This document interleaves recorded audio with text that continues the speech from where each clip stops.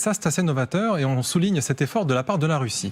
Il y a quelques jours, il y a, selon la Russie toujours, des drones qui auraient frappé, vous voyez, cette centrale qu'on voit. Là, on voit l'intérieur, elle a été frappée à l'extérieur. 3 drones qui ont touché visiblement de loin la centrale, puisqu'à ce moment-là, la Russie nous dit pas de blessés, pas de dégâts particuliers, tout va bien. Sauf qu'on apprend 3 jours plus tard que finalement, la centrale a été en partie détruite, donc on est vraiment passé du tout au tout, nous disant que c'était l'endroit où les déchets nucléaires sont stockés qui a été visé. Ensuite, la Russie continue son développement en nous disant que eh bien, c'est une action évidemment de l'Ukraine, mais qui a été mise en place avec l'aide évidemment des Occidentaux. D'où la question, est-ce qu'encore une fois, on n'est pas en train, avec ce nouveau biais, de dire, regardez, les méchants Ukrainiens et les méchants Occidentaux sont en train de viser une centrale nucléaire, ce qui est abject et qui ne leur ressemble pas a priori, tout ça pour justifier qu'après, on puisse s'en prendre à eux de manière nucléaire. Vous voyez, c'est un petit peu retors, mais on pourrait s'imaginer que la Russie est capable de ça, François. Ça ressemble étrangement au scénario qu'on a connu sur Zaporijia, c'est-à-dire avoir un dispositif militaire à proximité d'une centrale nucléaire. Là, en l'occurrence, c'est pas le cas puisque c'est à distance, mais la logique est la même. C'est de s'en servir pour pouvoir dire, lorsqu'il s'y passe quelque chose de grave sur le plan de la sécurité, de la sûreté nucléaire, de dire, eh bien regardez, c'est la faute de l'autre qui tire dessus ou qui met en danger la sécurité nucléaire. Je trouve qu'il n'y a là rien de si différent de ce qui s'est passé à Zaporijia au pire de la crise, lorsque, à un moment, les choses devenaient si dangereuses qu'il a fallu en appeler à la responsabilité des acteurs qui sont engagés dans le combat contre la prolifération nucléaire, avec le rôle de la IEA, qui a été obligé d'intervenir par 2 fois et de poster des inspecteurs. Là, si ça se trouve, on va peut-être avoir ce même scénario, c'est-à-dire qu'à un moment, pour mettre de côté les Ukrainiens et les Russes, quel que soit leur degré de responsabilité, mais pour dire, on arrête avec ça, on arrête avec le nucléaire, parce que c'est insupportable, parce que c'est pas uniquement les intérêts de l'un ou de l'autre qui sont menacés ou fragilisés, c'est la population, et c'est surtout l'idée qu'on se fait de la sûreté nucléaire. Vous dites que c'est pas si différent de Zaporijia. Moi, j'ai envie de vous dire que si, parce que quand même, colonel, ce qui est différent, c'est que pour Zaporijia, l'Ukraine a prévenu longtemps, en disant attention, la Russie prépare quelque chose, que ce soit directement ou par des biais détournés justement pour l'opinion. Là, c'est un peu différent parce que c'est une centrale dont on n'avait jamais entendu parler, qui finalement est pas. Bon, elle avait été pseudo-visée une première fois, mais c'est passé dans l'indifférence générale. Il y avait eu Tchernobyl aussi, enfin. Oui, il y a déjà eu une première accusation d'attaque de la centrale nucléaire de Koursk par la Russie, de la même façon, par des drones. En disant passé assez inaperçu parce que ça a été assez vite évacué. Oui, parce qu'il y avait autre chose, mais c'est la 82e fois que la Russie utilise la carte de la peur nucléaire pour essayer de dégrader l'image de l'Ukraine, etc. Il y a la centrale Zaporijia, mais rappelez-vous, à un moment, il y avait le complot de la bombe sale. Ça nous a occupé pendant des jours en disant la Russie dit nous avons les preuves que l'Ukraine est en train de fabriquer une bombe sale avec l'aide là aussi des Occidentaux évidemment. Accessoirement, une bombe sale ça ne sert à rien et c'était évidemment assez ridicule. Quand les chars Challenger, les chars de bataille Challenger ont été envoyés, on dit regardez, les Occidentaux introduisent des munitions à uranium appauvri sur le sol. Encore une fois, on joue la carte nucléaire, c'est ridicule, mais sauf que là c'est vrai, c'est juste que c'est tellement appauvri que ça n'est absolument pas un danger. Puis ça n'a aucun rapport en réalité avec une quelconque menace nucléaire. Là, accessoirement, je peux vous assurer que les drones ukrainiens, ils vont pas toucher quoi que ce soit, ils vont pas détruire la centrale nucléaire de Koursk, ni aucune d'ailleurs autre centrale nucléaire. Donc oui, je pense qu'il faut pas ajouter plus d'importance que ça, accorder plus d'importance que ça à ces déclarations. Bon voilà, c'est, je sais pas, ils devaient s'ennuyer, ils savaient pas quoi faire. Tiens, ça fait longtemps qu'on n'a pas agité ce truc, mais on va le ressortir. Et ce qui est amusant en plus, c'est ce fameux volte-face, c'est-à-dire qu'à quelques jours d'intervalle, on nous dit ça n'a rien touché, tout va bien, et après finalement c'est à moitié détruit. On peut peut-être l'exploiter. Valérie. Le timing, à chaque fois que Poutine agite la menace nucléaire, le timing est toujours le même, c'est quand il est en difficulté sur le terrain. Oui, c'est vrai.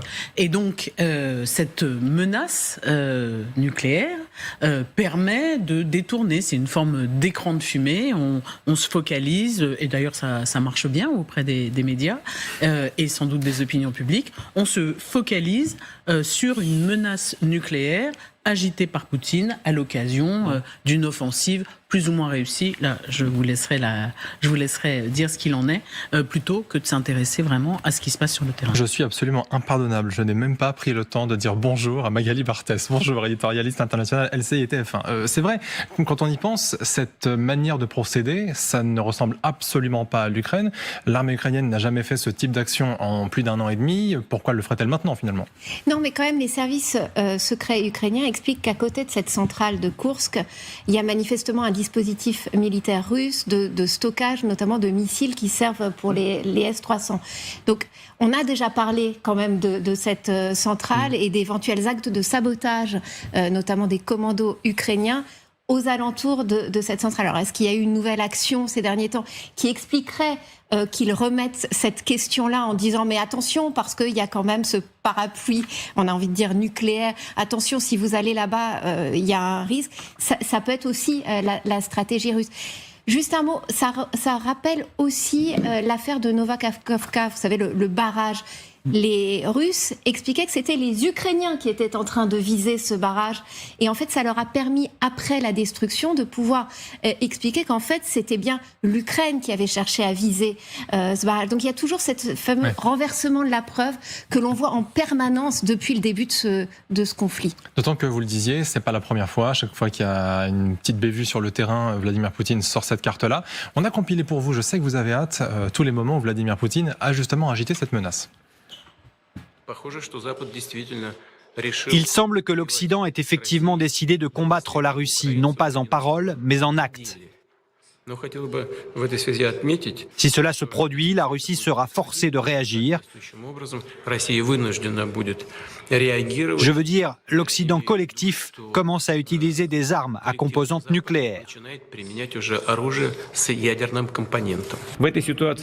Dans cette situation, le ministère de la Défense et Rosatom doivent s'assurer d'être prêts à tester les armes nucléaires russes. Bien sûr, nous ne serons pas les premiers à le faire.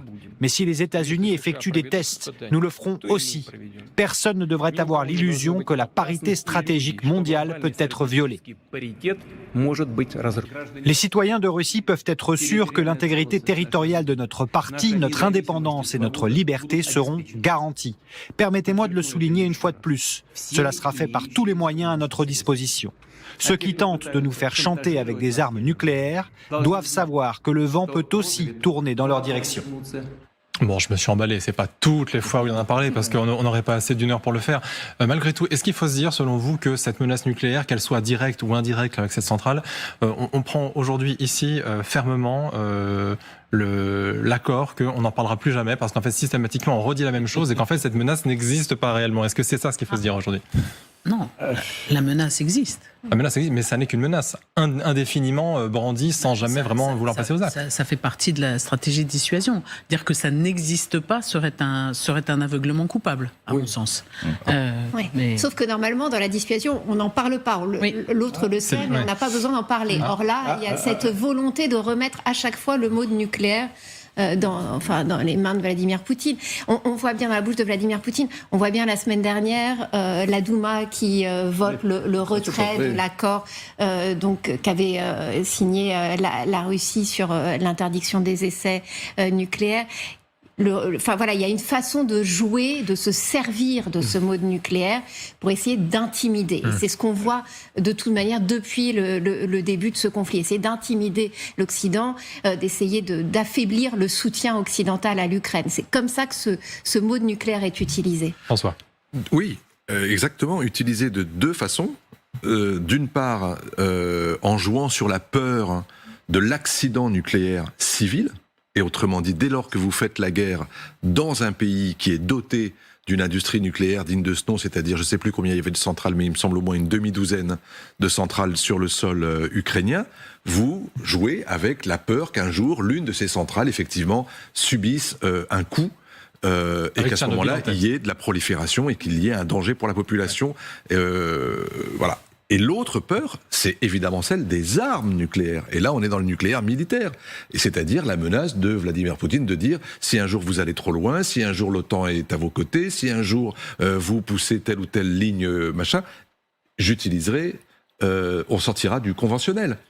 ce qui pour l'instant, après plus de 18 mois, n'est toujours pas le cas, alors que la montée en puissance à la fois de l'armée ukrainienne et de ses alliés occidentaux est de plus en plus forte.